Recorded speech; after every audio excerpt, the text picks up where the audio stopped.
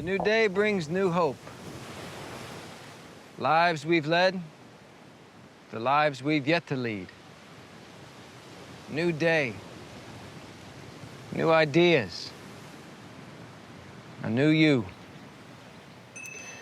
That final scene in Mad Men is widely considered to be a defining moment of TV in 2015, and this past year had perhaps more great television than viewers could possibly keep up with, even with appointment viewing. So for a roundup of the other high points in TV this year, Deana Sumanac is here with more on that. So there was one TV trend that had viewers howling at their screens. Yes, I was one of those viewers, by the way. So we know that killing off main characters is something that shows have been doing for a few years, just to tell us, hey, you think we can't do this? We're going to do it.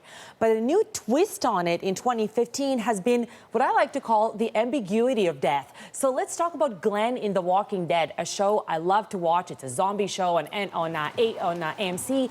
Glenn is one of the heroes. He is like a pizza boy turned hero, really selfless, very moral character that appears to have died. By the way, if you haven't caught up, please leave now because I don't want to be responsible for any spoilers here and any disappointment.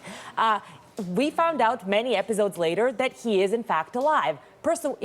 That we still don't know whether he's alive or not is Jon Snow from Game of Thrones. His death ended the last season, but we have to wait until April 2016 to find out whether he is in fact alive. Also very heroic, definitely one of the favorite characters from the show.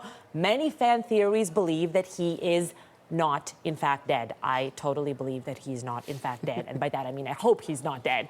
But really that ambiguity of death, what better way to keep people tuning in than having them wait to see whether their favorite guy or gal is going to come back? I'm going to age myself. It all started with Bobby Ewing on Dallas. That's true. Dozens of years ago. Who shot JR? That's right. Which other trends stood out for you, Deana? So the redefining diversity on television is also a major theme. I love the fact that, for example, even The Walking Dead has a very diverse cast, but few shows went quite as far and as nuanced in portrayal of diversity as Transparent. Most of us found out about it when Jeffrey Tambor won an award for his portrayal of a transgender father, and really the nuances of what this family is going through. He is still a dad. I mean, she right now. He has to dealing with the children, and people really hailed the portrayals in Transparent. The nuance of it, the beauty of family relationships is really what is drawing people to this show. And then speaking of diversity, we can't omit Empire. Empire debuted in January 2015, and it's getting bigger and bigger ratings, more and more people tuning in literally every week. This show has almost entirely African-American cast. It is about a hip-hop empire, a hip-hop mogul, and all the complications in his personal life. Great cast, Terrence Howard in the lead. And what people have found out is that it's not just African-Americans that are watching, everybody's watching this show. So it's really proven something, I think, to the network execs as well. Have a diverse cast, have a great show, everybody will tune in. I think I was reading the Washington Post, there are something like 400 series on television this year. And that's right. I think that's probably just American shows. And I wanted to mention that there's also comedies. Comedies are being redefined as well. There is Aziz Ansari on Master of None, one of the Netflix shows. You know, we have Unbreakable Kimmy Schmidt, also on Netflix, produced by Tina Fey. If anything, the difficulty is that it's embarrassment of riches right now. Speaking of embarrassment of riches, Deana, let's talk about Star Wars.